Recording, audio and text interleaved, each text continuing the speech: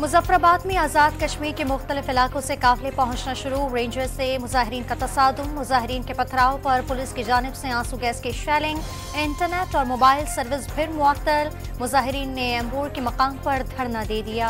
आज़ाद कश्मीर हुकूमत ने सस्ती बिजली और सस्ते आटे का मुतालबा मंजूर कर लिया। वज़ीर आज़म अनवारुल हक की नई निर्ख के फौरी इतलाक की हिदायत। सुप्रीम कोर्ट के हुक्म पर इलेक्शन कमीशन ने मुल्क भर में असम्बलियों की तमाम इजाफी मखसूस नशिस्तें मुअत्तल कर दी।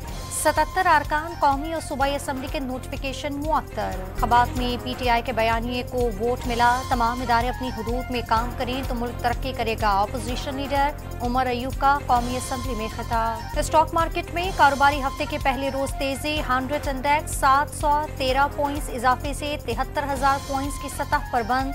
सोना 1200 रुपए सस्ता होकर 2,42,300 रुपए फी तोला हो गया। गाजा में फलस्तीनी मुजाहिदीन के सेहूनी फौज पर हमले जारी। इसराइल ने 24 घंटे में 19 फौजी जख्मी होने की तस्दीक कर दी।